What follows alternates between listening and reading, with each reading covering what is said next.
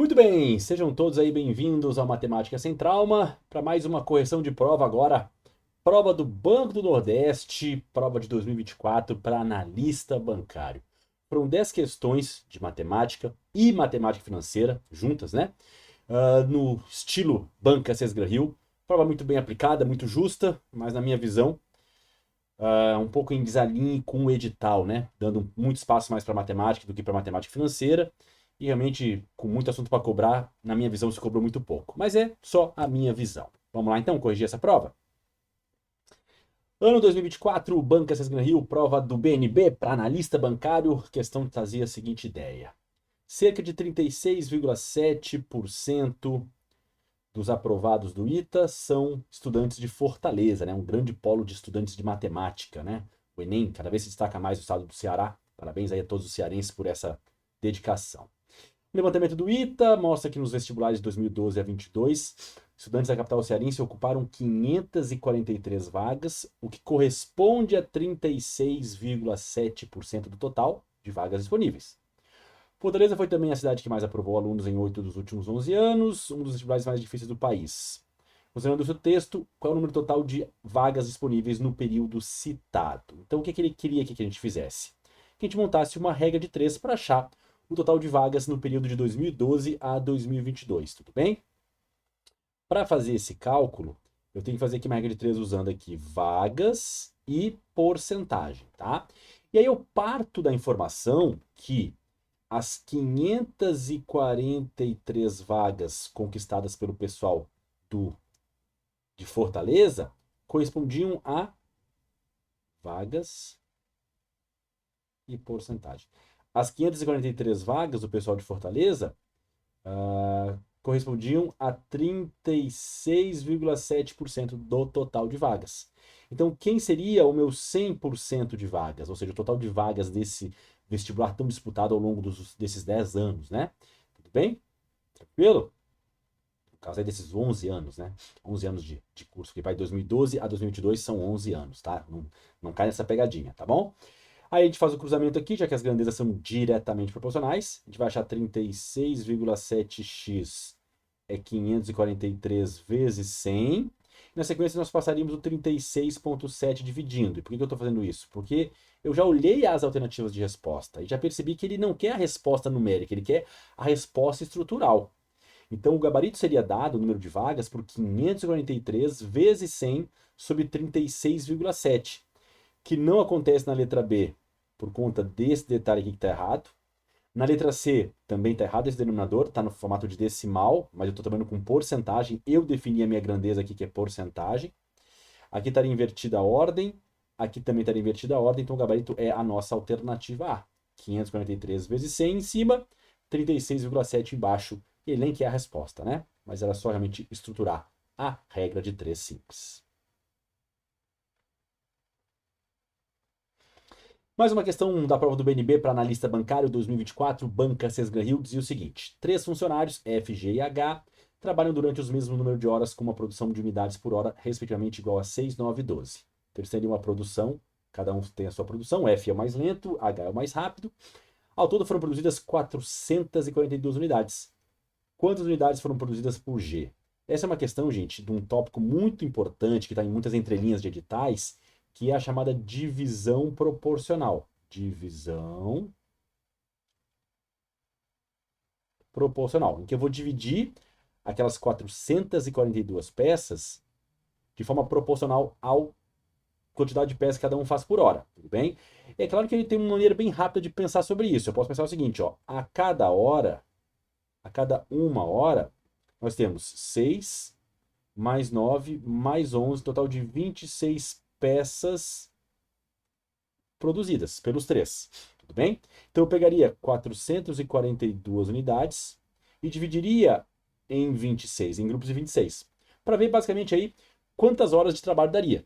Tá? Entendendo que a cada hora o F produz 6 peças, o G produz 9 e o H produz 11. O 26 cabe em 44 uma vez, voltam 26, sobram ali 18, cai o 2, e o 26 vai caber em 182 7 vezes, voltando 182 e fechando a conta com uma divisão exata. Então seriam 17 horas de trabalho. E aí o funcionário G, ele faz 9 peças por hora. Logo em 17 horas, vai fazer 9 vezes 17, que seriam 153 pecinhas. Gabarito ali na nossa alternativa D. Se eu quiser ir pelo lado da divisão proporcional, era só eu dividir 442 peças entre F, G e H, cada um com as suas quantidades respectivas de peças produzidas ali no mesmo intervalo de tempo. Aí eu jogava a constante K de proporcionalidade, já que nós temos aqui o primeiro caso da divisão proporcional, que é a divisão proporcional feita em partes diretamente proporcionais, e todos são valores inteiros, 6, 9 e 11. Esse é o primeiro caso, é o caso mais fácil. Então eu jogaria o K, faria 6K mais 9K mais 11K, dando 442. Logo, 26K igual a 442. Portanto, o K é 442 por 26, que vai dar a mesma divisão que eu fiz ali, que vai dar 17. Ou seja, o F vai fazer 6 vezes 17, 102 peças. O G, 9 vezes 17, 153. E o H, 11 vezes 17, 187 peças. Tudo bem? Como ele pediu de G, 153, gabarito já está dado na tela, alternativa D.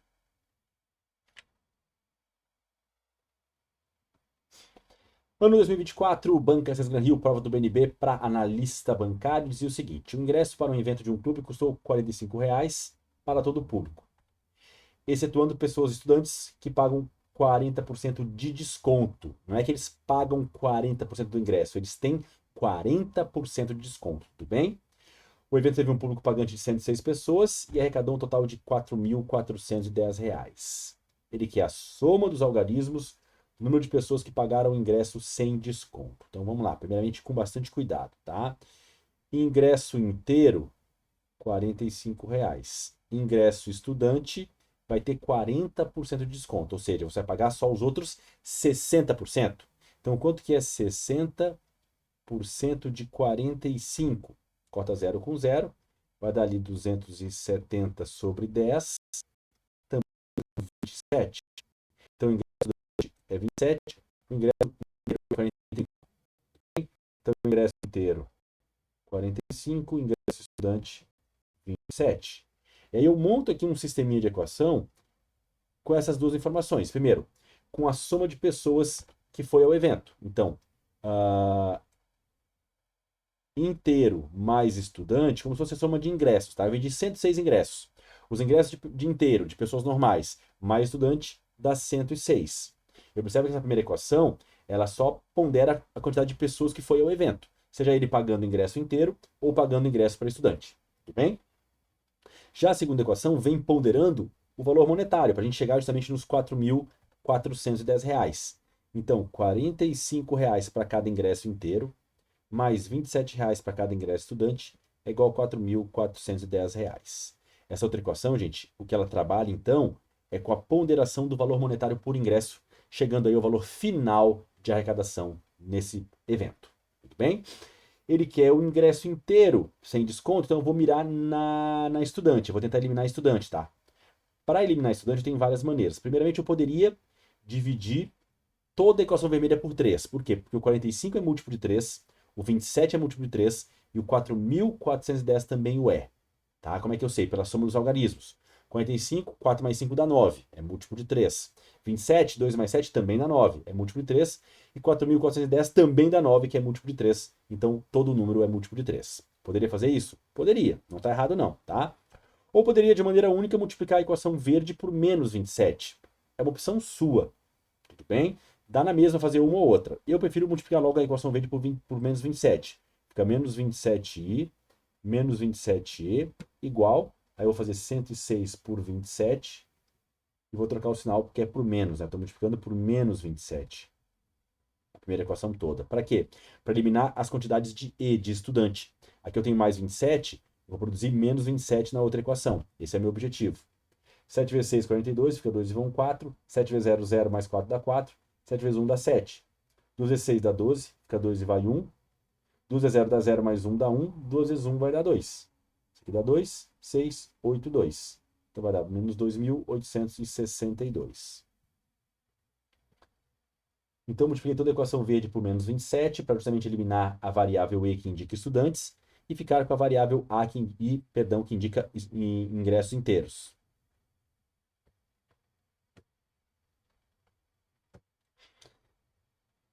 Bota aqui a equação em vermelho novamente. Observa a produção de valores de E opostos. Esse é o método da adição. Soma tudo. 45i menos 27i dá 18i. 27e menos 27e cancela, que era o meu objetivo. 4.410 menos 2.862, vai lá, 4.410 menos 2.862. Pede emprestado, aqui fica 10, 10 menos 2 é 8. Não dá para tirar 6 de 0, pede emprestado, aqui ficam 3, aqui ficam 10. 10 menos 6 é 4. 43 menos 28 vai dar 15. Então vai dar 15.548. Tudo bem? E aí, o I vai ser 1.548 por 18. Se eu dividir por 2, 774 por 9. E aí, se eu dividir 774 por 9, vai dar 8, 6. 86 é o número, é o valor de I, que é justamente o número de ingressos inteiros. Tudo bem? E aqui é a soma dos algarismos. Quanto que é 8 mais 6? 8 mais 6 vai dar 14. Gabarito ali na nossa alternativa C. Tudo bem? Tá aqui, ó. A soma dos algarismos é o que ele queria. O resultado deu 86. Por que não tem 86 lá? Porque ele quer a soma dos algarismos da resposta. Muito bem. Como não poderia deixar de ser, uma questão de logaritmo na prova do BNB 2024 para analista bancário. Questão essa muito, muito boa, tá? Em um determinado banco, atualmente, o investimento P conta com 6 vezes o número de clientes do investimento Q, porém, anualmente, o número de clientes do investimento P decresce 8%, enquanto o do investimento Q cresce 14%. Supondo que essas taxas se mantenham, esses dois investimentos terão o mesmo número de clientes em um total de anos dado por. Observe a leitura das alternativas, entendendo a linguagem logaritmo na questão. Nós vamos ter que enfiar o logaritmo em algum lugar, nem no meu nem no teu, na questão, tá? Vamos ter que colocar em algum momento o logaritmo na jogada. Vamos só começar aqui, depois a gente vai para outra tela para finalizar. Então, primeiramente, aqui eu sei que clientes de P é igual a 6 vezes clientes de Q. Tá? Informação dada aqui nesse momento da questão. Tudo bem.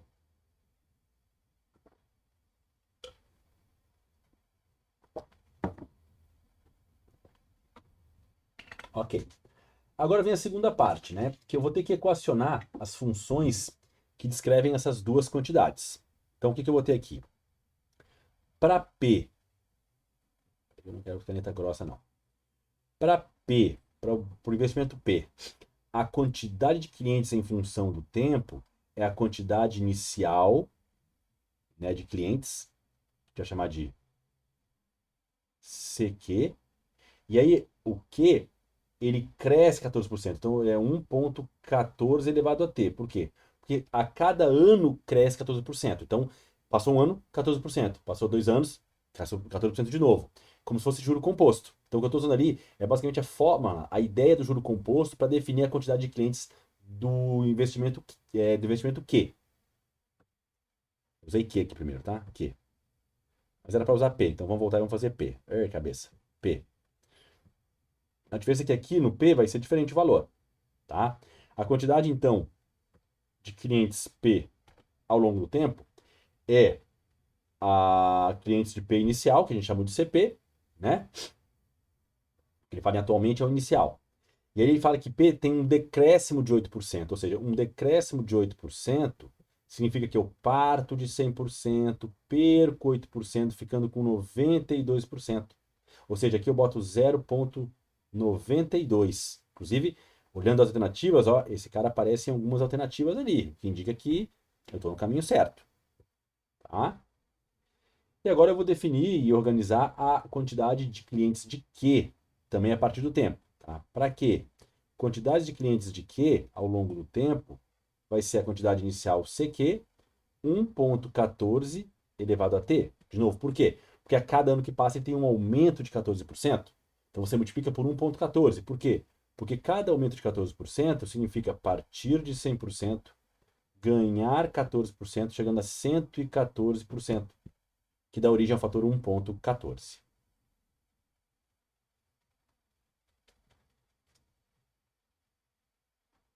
Muito bem. Agora o que a gente tem que fazer para finalizar, tá? Que é a jogada de mestre da questão. Ele quer saber em que momento, né? Em que ano, em que momento os dois investimentos terão o mesmo número de clientes. Ele quer igualar essas duas quantidades. Ele quer igualar a quantidade de clientes de P em função do tempo com a quantidade de clientes de Q em função do tempo no mesmo T. Então, qual vai ser o T comum que essa resposta aqui vai bater com essa resposta aqui? É isso que ele quer. Vamos para a próxima tela, então? Então, para começar, clientes de P é igual a 6 vezes clientes de Q. Eu quero que a quantidade de clientes de P ao longo do tempo seja igual à quantidade de clientes de Q também ao longo do tempo. Quero saber o momento, até em que momento isso vai acontecer. Tudo bem? Para fazer isso, então, a gente vai passar aqui a limpo as estruturas, né? Vai ser CP 0,92 elevado a T, CQ 1,14 elevado a T. Muito bem, já estamos ali com a estrutura que vai nos dar o T. O T que eu colocar de um lado e colocar do outro vai me dar a mesma resposta de um lado e do outro, a mesma quantidade de clientes. Tá? Observa que essa primeira estrutura aqui que vem no enunciado, a gente pode trocar o CP por 6CQ. Então esse CP aqui, ele sai de cena, fica 6CQ no lugar dele, 0,92T igual a CQ 1,14T. E a gente pode, gentilmente, cortar o CQ de um lado com o CQ do outro. Ele é uma constante. E é o mesmo valor de um lado e do outro. Vai ficar então com 6, 0,92T igual a 1,14T. Pronto. Só que como é que vai entrar o logaritmo na jogada? A gente pode jogar o logaritmo agora ou daqui a pouquinho. O que eu faria? Como aqui os dois têm o mesmo expoente t, jogaria esse cara todo para o lado de lá dividindo. Então nós ficaríamos com 1,14t dividido por 0,92t é igual a 6. E como eles têm o mesmo expoente, t, eu posso fazer um expoente único para os dois, que eu vou fazer inclusive numa jogada só. Para a gente não perder muita linha aqui. Fica assim. Tudo bem? Beleza? E é agora que eu enfio de um lado e do outro log na base 10. Tranquilo? Beleza? Ok. E aí, propriedade de logaritmo. A gente sabe que quando tem logaritmo, quando o edital da Banca Rio traz logaritmo, funções logarítmicas, ele vai cobrar logaritmo e é sempre desse mesmo jeito, usando muita propriedade. Então aquele tzinho ali, ó, ele pode cair para frente como um expoente, multiplicado pelo logaritmo de 1,14 dividido por 0,92 na base 10. Igual, lado de lá, logaritmo de 6 na base 10. Tudo bem? Ok, o que mais eu posso fazer aqui? Eu posso jogar essa galera para o outro lado dividindo, já que eu tenho que isolar o t. Então, vou repaginar. Então, meu t vai ser igual ao logaritmo de 6 na base 10, dividido pelo logaritmo também na base 10 de 1,14 por 0,92. Tudo bem? E aí, para fechar, o meu t vai ser igual... Vou fazer do lado de lá que aqui não vai dar espaço, não. Aí, meu t vai ser igual ao logaritmo de 6 na base 10 em cima sobre... E aqui eu vou até mudar de cor. Eu vou quebrar esse logaritmo aqui, como aqui é uma divisão, eu quebro isso numa subtração de logaritmos, lembra? Vai ficar o logaritmo de 1,14 na base 10 menos logaritmo de 0,92 na base 10. E esse é o gabarito na nossa alternativa E. Então é uma questão bem difícil, porque envolve interpretar, montar as duas equações, né, as duas funções de crescimento ou de decrescimento do número de clientes, tanto da conta P como da conta Q, investimento P e investimento Q. Depois igualar ambos no que diz respeito a achar o T, que comumente vai dar o mesmo número de clientes para ambos, um crescendo e outro diminuindo. Vai haver um momento que vai, né, haver esse encontro, mas é uma questão realmente de padrão, Banca Gran Rio, questão difícil, sim. E o ponto principal é quando eu cheguei nesse ponto aqui, ó. Quando eu cheguei aqui e apliquei o logaritmo nessa jogada aqui, de um lado e do outro. É aí que o logaritmo entra na jogada. Eu jogo numa igualdade, né? Uma igualdade é uma balança em equilíbrio, de um lado e do outro. E aí o logaritmo entra em cena e aí depois é só propriedade. O t vai cair como expoente, depois o logaritmo passou para lá dividindo, e eu quebrei ele aqui numa subtração de logaritmos, chegando ao resultado final, tá? Então essa prova realmente é a questão mais difícil na minha visão. Mais uma questão, prova do BNB para analista bancário Banca Sesgran-Hill, que dizia o seguinte: em uma confraternização de fim de ano, os funcionários de um banco foram divididos em grupos de 5 funcionários, mas um único funcionário sobrou. Questão clássica de prova, né? Em uma nova tentativa, mas agora com metade do número total de funcionários, o número n, menor que 5, de funcionários que sobrou foi igual a. Então o que acontece? Quando ele fala que ele pega a quantidade de funcionários, divide em grupos de 5 e sobra um de resto, o que ele está me dizendo?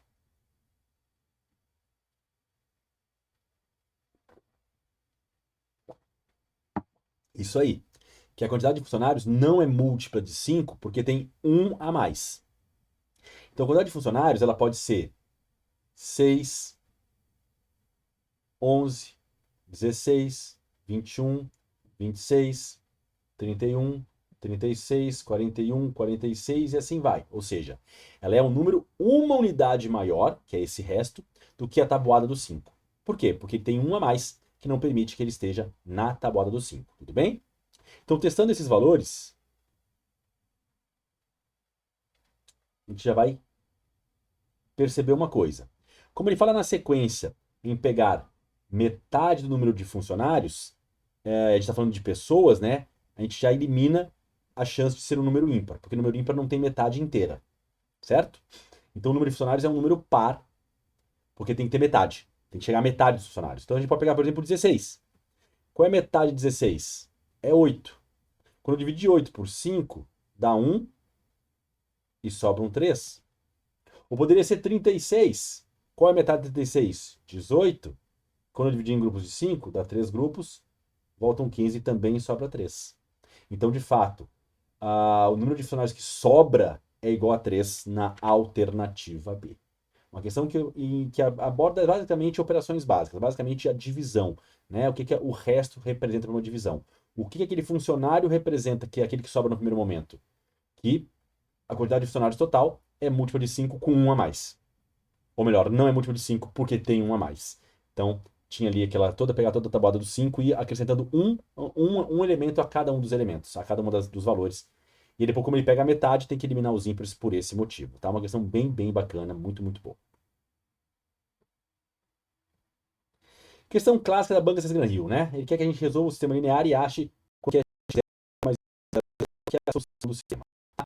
Para o sistema, depois eu vou dar uma. Quem é meu aluno sabe que questões de sistemas da banca Sesgran-Hill, quando ela pede a estrutura, tem macete, tem atalho. E você vê a diferença de resolver um caminho do outro, tá? Primeiramente, como eu tenho aqui uma equação com x e y, eu vou tentar trabalhar com as duas equações ali de cima para que elas também fiquem só com x e y. Como? Vou multiplicar a primeira equação por 3 e vou atochar na segunda, tá? Para iniciar. Então, eu vou ficar ali, multiplicando por 3 a primeira equação, menos 6x mais 6y mais 3e igual a 9. Com a equação de baixo, x mais y menos 3e igual a 11. E quando eu somar tudo isso, o que vai acontecer com ela? Vai sobrar menos 6x mais x menos 5x, 6y mais y, 7y, menos 3e com mais 3e vai desaparecer, que é o nosso objetivo, e 9 mais 11 igual a 20. Bem? Então eu acabei ficando, ou transformando, as nossas duas equações iniciais numa única. Então as duas primeiras vão dar origem a menos 5x mais 7y igual a 20. E a outra, que é essa aqui, fica original, 3x menos y igual a 7. Muito bem. Agora, para resolver o sistema, como tem que se resolver, pelo método da adição ou da substituição, você pode escolher, eu vou optar pelo da adição. Então, vou multiplicar a segunda equação por 7. Por que por 7? Porque aí o que vai acontecer? A equação verde segue normal, menos 5x mais 7y igual a 20. E a equação vermelha, quando toda ela multiplicada por 7, fica 21x menos 7y igual a 49. E aí, somando tudo, chegaremos a 16x, aqui cancela, é o objetivo, igual a 69. X igual a 69 por 16, que não simplifica, tá? Ficou assim mesmo, tosco, tosco. Agora, para a gente achar o y, joga isso em qualquer equação. Pode ser na equação vermelha, pode ser na equação verde. Na vermelha, 3 vezes o x, que é 69 por 16, menos y é 7. Eu venho nessa equação vermelha aqui, original. Tá? Pode ser qualquer uma delas, fica pensando no original. Então vai dar ali 180 mais 27, 207 por 16, menos y é 7. Então o y, jogando para o outro lado, vai ser 207 sobre 16 menos 7. Então nós já achamos ali o x igual a 69 por 16.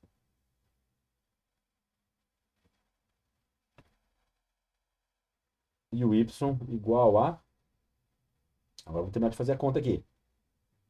Tirando o MC, que é 16, fica 207 menos 16 vezes 1 é 16, que multiplica por 7, né? Eu estou transformando aquele 7 em uma fração sobre 16, então estou fazendo pelo MMC aqui. Vai dar 70 mais 42, 112. Então, y vai ser 95 por 16. Achado os dois, agora eu tenho que achar o z. Olha a trabalheira, tá? Depois você vai ver o alívio refrescante que a nossa questão é. Para achar o z, eu jogo x e y em qualquer uma das equações. Pode ser na primeira, pode ser na segunda. Apagando aqui para a gente poder finalizar.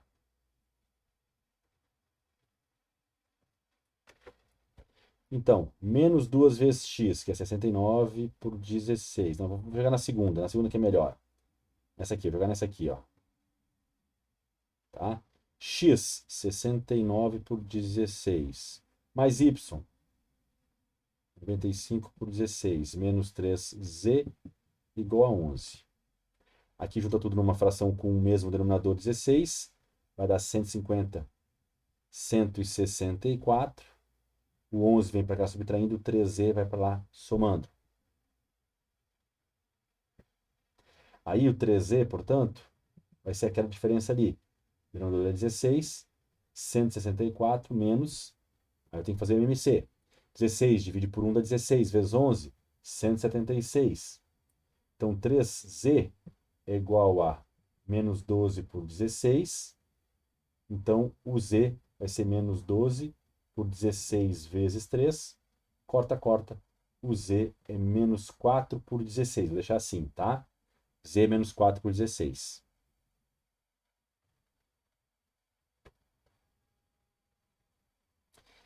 E aí, depois de todo esse trabalho, com o braço doendo, a cabeça doendo, todo triste, todo esgapelado, todo ferrado, eu vou achar a resposta. E é óbvio que eu sei que o meu caminho não é o correto. Não é isso que é para fazer. Não é. Quem fez assim está fazendo o que a banca quer, que você perca seu tempo. Tem um atalho, esse é o problema, achar o atalho, a desgraça do atalho. Vou mostrar daqui a pouco, tá bom? Então, quando eu somar 69 por 16, mais 95 por 16, mais menos 4 por 16, vou manter o mesmo denominador 16, 69 mais 95 menos 4, isso aí é 160 por 16, também conhecido como 10, que é o gabarito na letra C. Que desgraça. Que desgraça. Tá, Duda, mas e aí? Qual era a mágica do Dan? O problema da mágica é que nem sempre dá certo, né? A primeira mágica que eu tentaria, eu sempre aconselho meus alunos a fazerem isso, inclusive quando eu corrijo questões dessas ganhas dos meus cursos, é tentar somar as equações. Tentar somar tudo e achar algo proporcional aqui a um de cada. Menos 2x mais x mais 3x vai dar 2x. 2y mais y, 3y. Menos y dá 2y. Ó, deu um de cada. E z menos 3z deu menos 2z. Por pouco. Porque aqui vai dar 21. Por pouco que, ó, se não fosse contrário aqui, a gente conseguia matar a charada. Eu tenho que ter um de cada, ou dois de cada, ou três de cada. Tem que ter algo proporcional. Se tivesse aqui um mais, era só dividir por 2 tudo, e a questão estava feita. Mas não deu. Não foi por aí. Vamos ter que tentar de novo, por outro caminho. E aí tu vai ficar tentando, e vai dificilmente conseguir achar, porque tem que ter um olho de lince absurdo. E sabe qual era o olho de lince que a banca queria aqui? Muito surreal, né? É assim, ó. É um tapa na cara da sociedade. Era que você conseguisse meramente, somente, nada mais, nada menos que pegasse a primeira equação e somasse ela à segunda. Quando você somar a terceira, perdão. A primeira a terceira, menos 2x mais 3x dá mais x. 2y menos y dá y. Mais e igual a 10. Pronto, você achou um de cada, somando, que dá 10. Gabarito na letra C. Vou até tomar uma dose.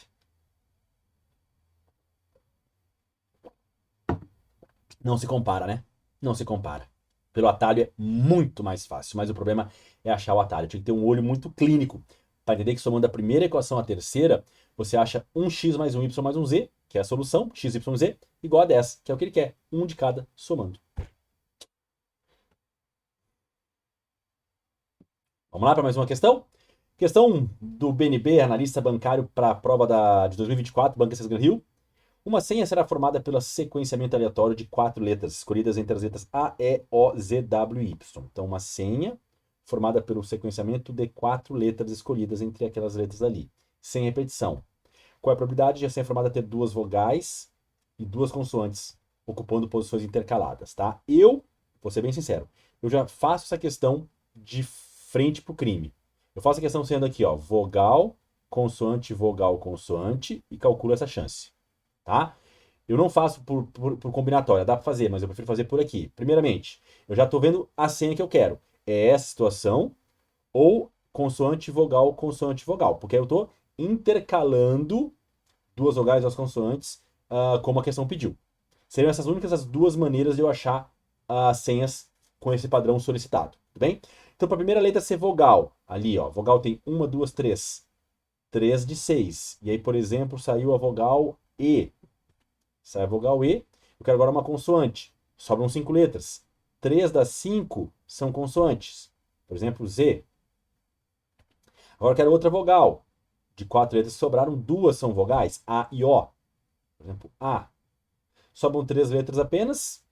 O, W e Y, das quais 2 são consoantes. Tudo bem? Se a gente fizer aqui uma simplificação legal, esse com esse, 2 vezes 2, que é 4, com esse 4, vai ficar 3 sobre 30, que é 1 sobre 10. Vamos para o próximo caso. Para ser consoante primeiro, 3 em 6. Joga o jogo. Faz tudo de novo. Aí, por exemplo, eu escolhi a consoante Z. Agora, das 5 letras que sobraram, eu quero uma vogal. 3 vogais entre 5. Por exemplo, A. Próxima letra, dentre 4 que sobraram, são 2 consoantes, W ou Y. Por exemplo, Y. E na última das 3 que sobraram, 2 vogais. Vai cortar 2 com 4, 3 com 3, vai dar o mesmo 1 sobre 10. Aí você soma, por quê? Porque é ou. E aí 1 décimo mais 1 décimo, eu mantenho o denominador 10, somo os numeradores, vai dar 2 décimos, também conhecido como 1 quinto. Gabarito ali na nossa alternativa D. Eu acho mais fácil jogar 5 a questão do que fazer por combinatória, achando o total de arranjos, enfim, tá? Acho mais fácil jogar nas duas situações que nós temos com as vogais e consoantes intercaladas. Mais uma questão da prova do BNB para analista bancário Banca Sesgan Rio 2024. Em uma agência bancária, há 4 funcionários que atuam na gerência de atendimento ao cliente e 5 que atuam na gerência administrativa. Um grupo de 5 funcionários dessa agência deve ser formado para participar de uma reunião, atendendo-se à seguinte restrição: 2 atuam na gerência de atendimento ao cliente e os 3 restantes na gerência administrativa. Qual o número máximo de diferentes grupos que a gente pode formar com essa restrição? Então é uma questão de combinatória clássica, que a gente vai partir do permutação, arranjo e combinação, tá? Eu tenho, portanto, gente, 4 funcionários atuando na gerência de atendimento e 5 na administrativa. Vou montar um time com 5 funcionários, sendo que eu preciso que 2 ocupem a vaga de gerência de atendimento e os outros 3 gerência administrativa. Tudo bem? Quem é meu aluno sabe que a gente trabalha muito com questões desse padrão, que eram questões da banca CESP, Sebrasp, lá no início, e todas as bancas começaram a a copiar e adotar, tá? Primeiro, não é permutação porque eu tenho que usar 5 de 9 funcionários, não uso todos, tá? E não é arranjo porque, não é que não seja arranjo, mas o que tem que fazer nessa questão, tá? Se eu fizer aqui pelas lacunas, agência de atendimento 1, aliás, gerente de atendimento 1,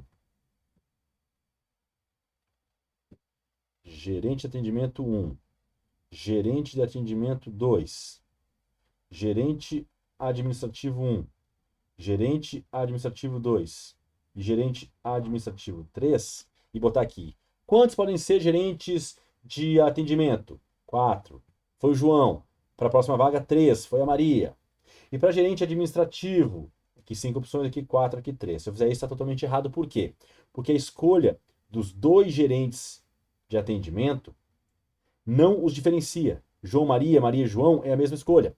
Então, como eu digo em aula, o princípio da contagem, que é você multiplicar as opções que você tem, é só para itens distintos. Na escolha, nela, de gerente de atendimento, de 2 gerentes de atendimento a partir de 4, eu tenho que fazer a combinação dos 4 disponíveis 2 a 2. Para quê? Para formar todas as duplas possíveis de gerente de atendimento a partir de 4 funcionários. Em que Maria, João, João, Maria é a mesma coisa. Percebeu? Esse é o ponto. Tudo bem? Já as 3 vagas de gerente de administrativo, a partir de 5 funcionários, é a combinação desses 5, 3 a 3. Por quê? Pelo mesmo motivo. Porque Fernando, Paula e Joaquim é a mesma coisa que Joaquim, Fernanda e Paulo. Fernando e Paula. Mesma coisa. Não há distinção entre eles naqueles 3 cargos do mesmo tipo. Então, por isso que eu não posso usar o princípio da contagem como anteriormente. Vai dar erro. Tá?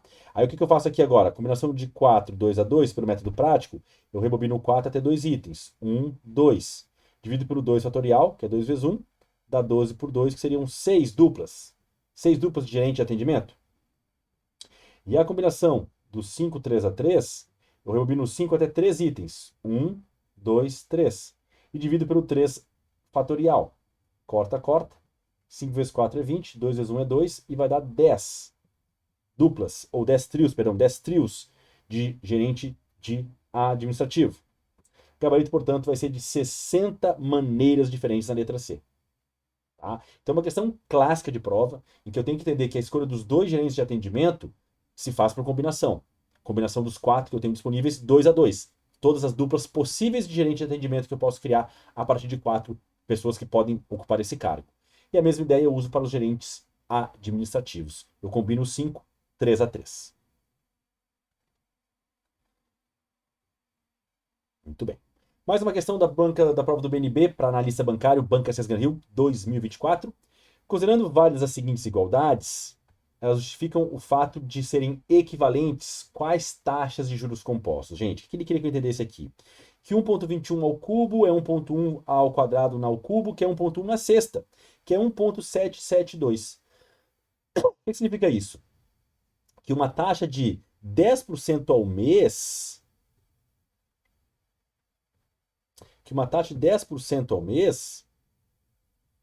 ela vira uma taxa de 21% ao bimestre e de 77,2% ao semestre. Essa era a ideia. É você entender que 1,1 ao mês, né, o que acontece? É aquela ideia da equivalência de taxa, né? A partir do princípio que 1 mais a taxa mensal é igual a 1 mais a taxa bimestral. Aqui vai ao quadrado, aqui vai na primeira potência. Por quê? Porque 2 meses é um bimestre. Então, qual é a taxa de crescimento mensal? 10%, 0,1 ao quadrado é 1 mais a taxa bimestral na primeira potência. Então, a 1,1 ao quadrado é 1 mais a taxa bimestral. Logo, a taxa bimestral é 1,21, que é esse resultado aqui. Esse 1 pula para lá subtraindo. Então, a taxa bimestral vai ser de 0,21. Sim, quem tem aula de matemática financeira deve saber que uma taxa de crescimento de 10% ao mês, em 2 meses, no juro simples, é 20%. Agora, no juro composto, é 21%. E no semestre, no juro simples, 10% ao mês, em 6 meses vai ser 60%. No juro composto, vai ser 1,1 na sexta. Faz ali o cálculo do montante, depois de 6 meses de rentabilidade. Como é que você faz? Montante, capital, 1 mais I na sexta. Então, se ele está crescendo 10% ao mês, a gente vai ter, então, que multiplicar por 1,772. Que indica o quê? Um crescimento de 77,2% ao semestre. Portanto, gabarito na letra A. Questão meramente técnica. O candidato que só precisava saber que uma taxa de juro composto de 10% ao mês equivale a uma de 21% ao bimestre e de 77% ao semestre, aproximadamente. Era só isso.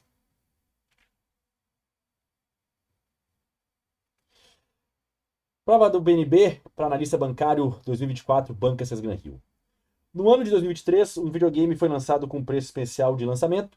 Ao longo do ano, no entanto, devido à demanda, o preço sofreu 2 aumentos de 25% em regime composto. Em janeiro de 2024, o preço desse videogame, por causa de uma promoção, foi igualado ao seu preço especial de lançamento em 2023. Qual foi o desconto dado nessa promoção?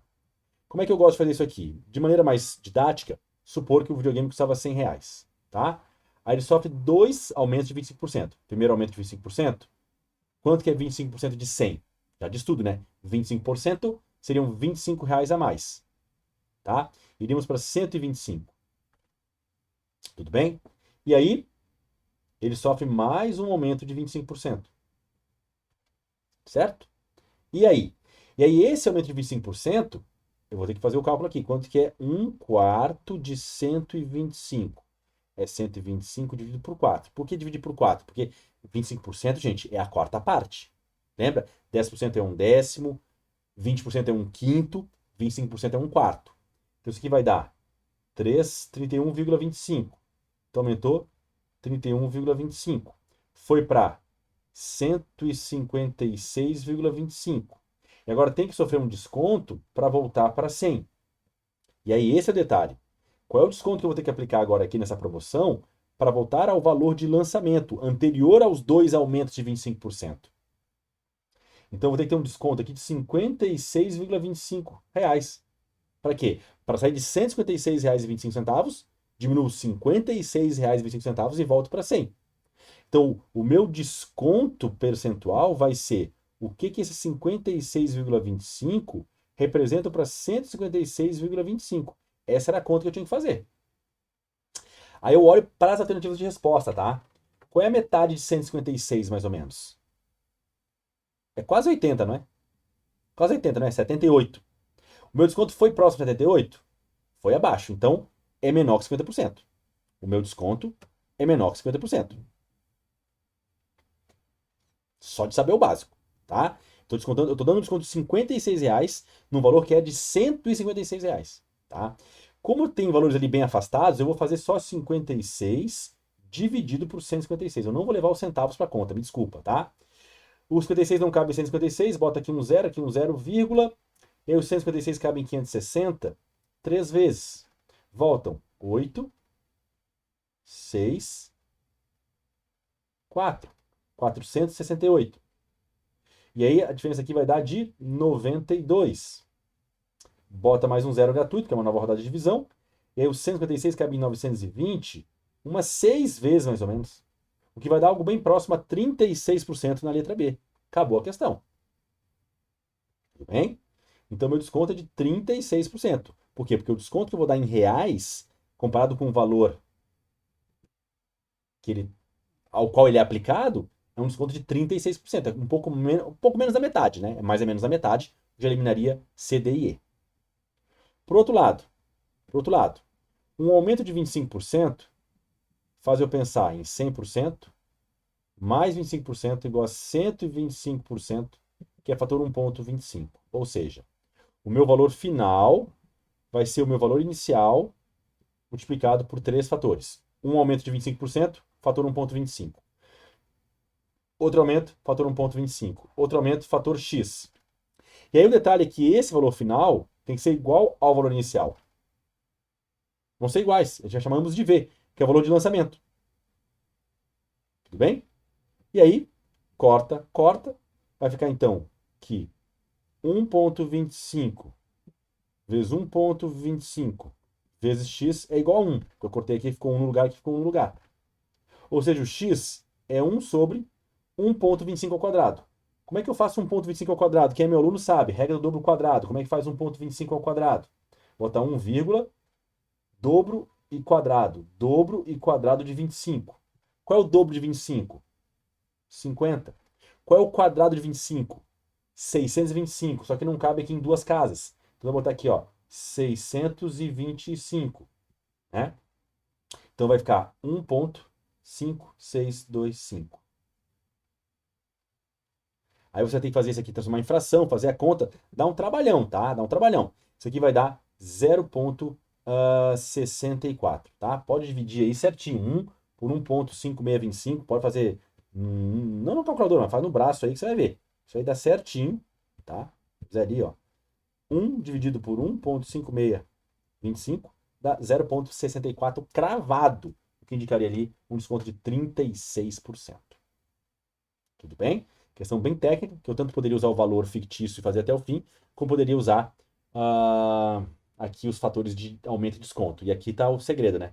Regra do dobro quadrado, dobro de 25 em duas casas, 50. Quadrado de 25, 625 em duas casas, fica o 25 e o 6 vai para a casa do lado. Por isso que fica 1,5625 aqui embaixo. E é isso, gente. E assim a gente fecha, então, essa correção da prova do BNB 2024. Para mim que foi muito, muito bem elaborada. Para mim essa questão também é uma questão difícil, tá? Mas eu acho que de acordo com todo o edital que nós tínhamos disponível, a banca poderia ter sido um pouco mais feliz, um pouco mais inspirada na elaboração dessa prova. Mas é uma prova sem nenhum tipo de recurso. A questão de logaritmo era, sem dúvida, mais difícil, mas algumas questões bem acessíveis, como a primeira, montar a regra de 3, algumas questões bem acessíveis realmente, a prova não era uma prova, não foi uma prova tão complicada, né?